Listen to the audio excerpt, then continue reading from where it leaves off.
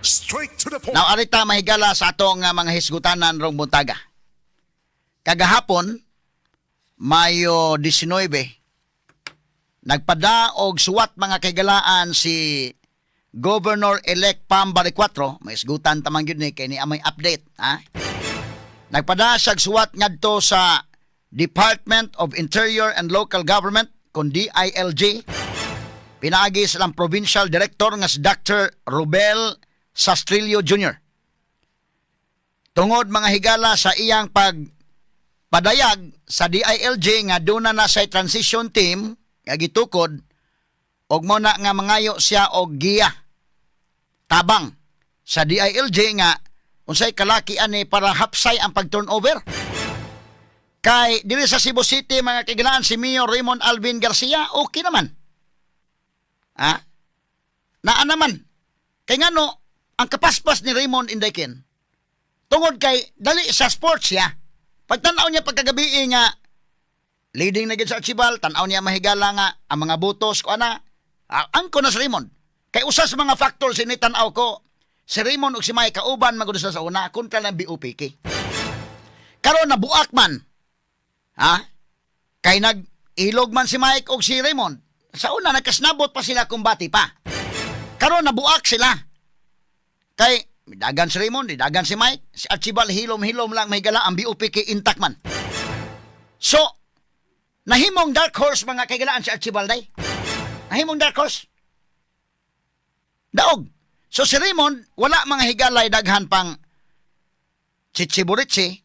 Nga ng gabi eh. Wa pa mahuman og ihap ang tanang election returns.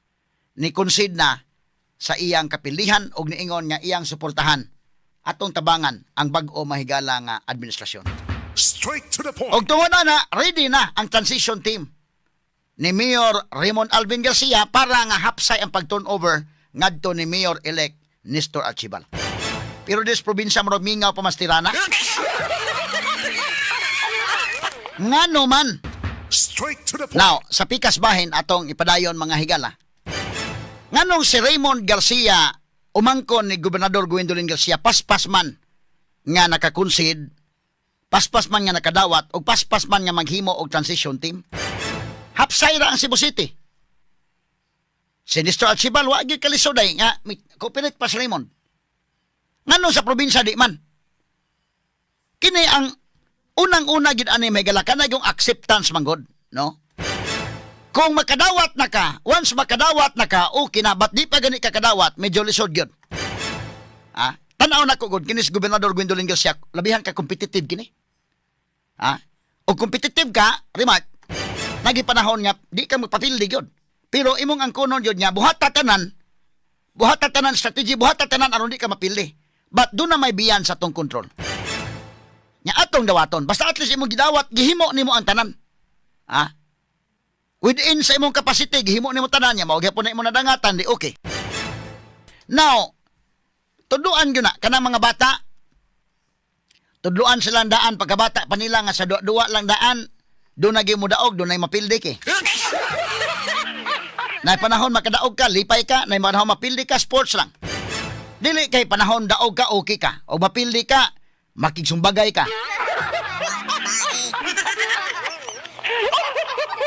Dili pwede na, no? So kaya kamaog ka mahigala mo sports kay kining kinabuhi go di man gud pareha tanan nga naa gyud ka kanunay sa taas mahigala. Ang kinabuhi mga kaigalaan sama man sa ligid lagi matod pa mahigala bitawng Esteban Escudero sa tong kuan nga say naka sa taas naka sa ubos. Ina na ra ba naki, ha? Mabitaw ng dagat usahay mo hunas usahay mo taob. So, dawato ni mo na, kay nature ka na, mga kaigalaan.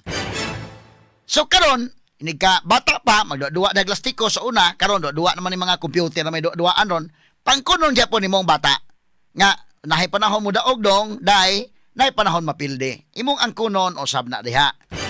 Kisa may ganahan makigduwa-duwa ni mo, o di ka mo angkong pildi.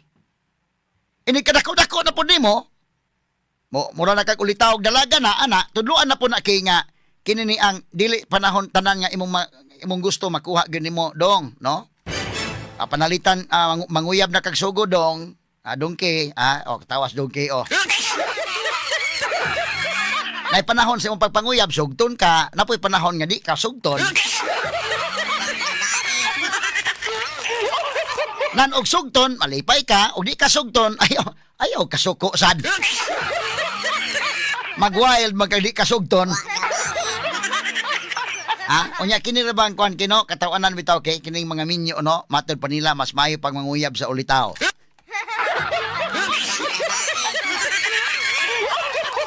Ikaw, Idol Clint Nantako mo, tuo ka na Idol Clint Nantako? Asa man sa Idol Clint, tuo ka na Idol Clint? Na kini ko ng mga minyo, may pamunguyab sa ulitaw. Isa pakutan aski og tuo ba sa ana? Bantayanan kuno kayo og ikaw babae day magbantay kuno kaday oy kay kanang maayo ka nang explicar tan-aw gyud ka nang sublaan ka may mo explicar tan-aw gyud nag di ba ka ni minyo ning tawhana.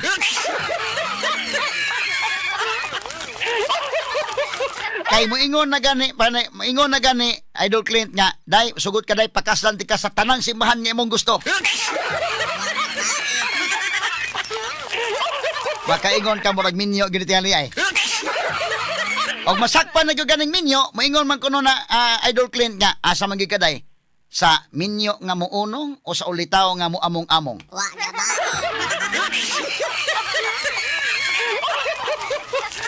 Ato lang ni agi katawa mahigala pero mo na diha nga inig panguyab nimo na pay panahon sugton ka. Da lipay ka og di pud ka sugton sports lang di kay mag-wild ka kay. Kini kong politiko, parihara mo ko nang nanguyab ka, kanang politiko ka inday kin. Nanguyab ka sa imong mga butante nga butuhan ka. Na kanang mga butante, imong gipanguyaban, imong pangitaag mga pamaagi diha nga mosugot. Di man na mosugot ng butante og imong panguyaban ron nga magpabutar ka unya, hawd kaayo ka. Mura ka mga higalag, nasubraan ka gyud wa gyud kay kinini ang kuan. Wa kay o manulti ka, mura kag mahilasan man po ng imong gipanguyaban. Labi pa maay ka mudag saad nya di ka mutuman.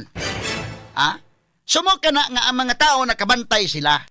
Straight to the point. Mo nang padawato na lang nimo si Gubgwen parihara ka ng manguyab, na panahon mo sugot, na panahon di.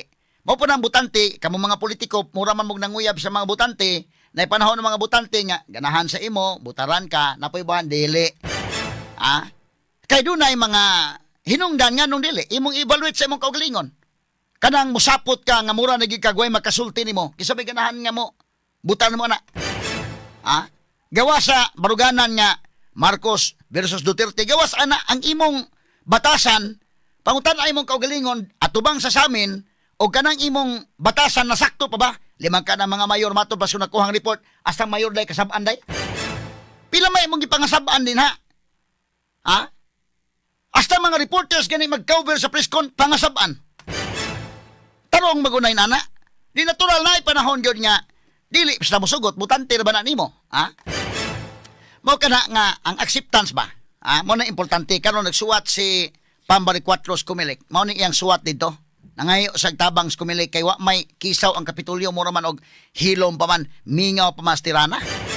Niingon si Pambari 4 mahigala address ngadtong Dr. Robel T. Sastrillo Jr., Provincial Director sa DILG. Matod pa niya, good day to you. Mayang adlaw nimo, I write your good self to ask your assistance regarding the matter of the assumption of office for my administration on June 30, 2025. Sabi ni Saya pa, ako nagsuwat kanimo, aron makapangayo og panabang. Mahitungod ni ining butang sa ako ng pag-assumer sa katungdanan sa akong administrasyon karong Hunyo 30, 2025.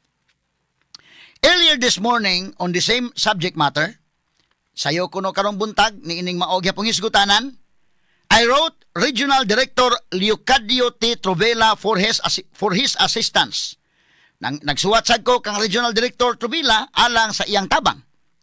As I informed Director Leocadio T. Trovela, I have created a transition team to be headed by Attorney Edmond T. Lau to work with you and coordinate with the outgoing administration. Akong gipahibaw ang DILG Regional Director nga nakahimo na ako og transition team nga maoy gipanguluhan ni Attorney Edmond T. Lau nga maoy mo trabaho, mo coordinate uban kanimo alang sa outgoing administration. So kining mubabay na nga administrasyon, ha? Consistent with the guidelines provided under Memorandum Circular 2025-016 dated March 13, 2025, which tasked the Department of Interior and Local Government, DILG Provincial Office, to directly facilitate the transition and turnover of responsibilities. I would like to seek your help on this matter. Mato pa niya, pinasikad usab sa mga giya nga gibutang diya sa Memorandum Circular sa 2025-016 nga gipitsahan itong Marso 13, 2025 nga nagtahas sa DILG Provincial Office sa pag-facilitate sa pag-facilitate sa transition, pag-turnover sa mga responsibilidad. Akong pangayoon kini maong tabang nini maong butang diha nimo. With the smooth transition, my administration looks forward to a continuity of public service delivery. Niining maong hapsay nga transition ang akong administrasyon naglantaw sa unahan nga adunay pagpadayon sa public service, serbisyo publiko nga paghatag, no? Thank you very much and more power to your office. Daghang salamat og more power sa imong opisina. Pambari 4, Governor-elect. Gipadane sa DILG. Karon murag mingaw pa man atong pabuton DILG unsay kalaki ini. Wa pa man gyud magkadawat in town sa Governor Gwin. Wa pa siya magbutang og transition team. Ngano man kay ngano wa pa siya magbutang? Kining pagdawat lahi ni Raymond ba? Dawat na gani. Okay na. So kana ra man gyud ki ana. Once madawat na niya, sunod-sunod na dayon. Transition team na dayon. Wa pa magani sa mutungas Kapitolyo. Wa pa mutungag balik ron kuto pa man sa June 30. Nya na ingon man to siya nga di amay TRO ana ipakita ang TRO niya wa man lagi. So ang dakong pangutana ani nga aron nga mahapsay ng tanan mo accept siya na ang pangutanan dako ang dakong question mark, when will Gwen concede her defeat? Mo na dakong question. Kanus ka si Gwen mudawat sa iyang kapildihan? Mo na dako pa kayong question mark ron? Nagtangag ka nagdakong ganti kanus sa mudawat? Di pa man so pa may sayang nga mudawat day. So ang pangutana, when will Gwen concede her defeat? Questionably pa kayong dako. Pero imong inyon, when will Gwen, butangan mo adjective, when will Gwen concede her seeming defeat?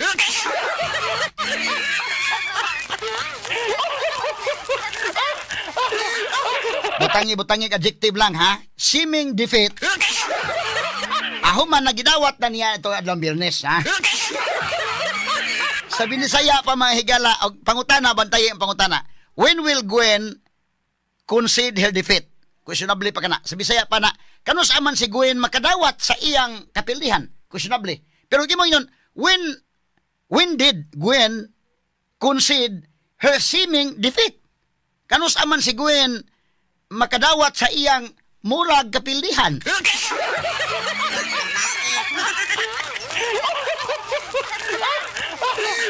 Puna ni mo, imong puna na adjective ba? Kanang seeming, adjective man siya. Ipuno ni mo defeat. So, seeming defeat. Buto sabot nga, murag kapildihan. Ginawat na niya itong Biyernes. Dito, Mas Boyke, sa kining akong seeming defeat, ha? So, ito pa, murag kapildihan. Iyan ang gidawat ang murag kapildihan. Hala, paghimo lang po din ha, og murag transition team, Gob.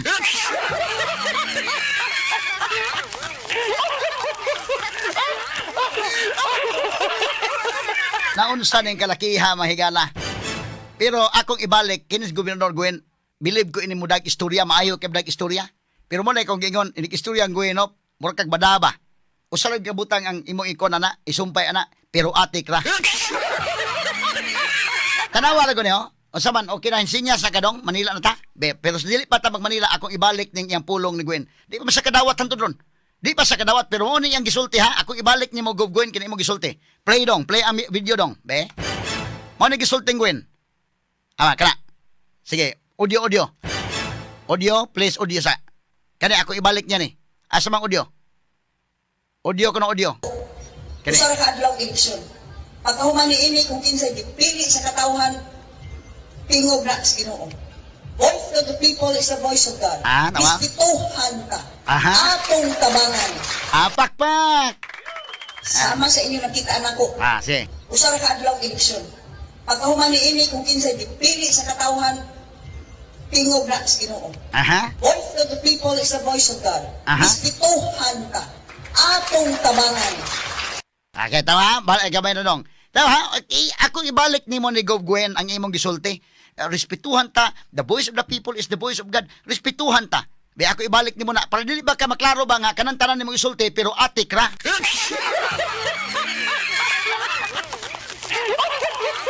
O sa kanta pa na, pero atik ra. O atik ra.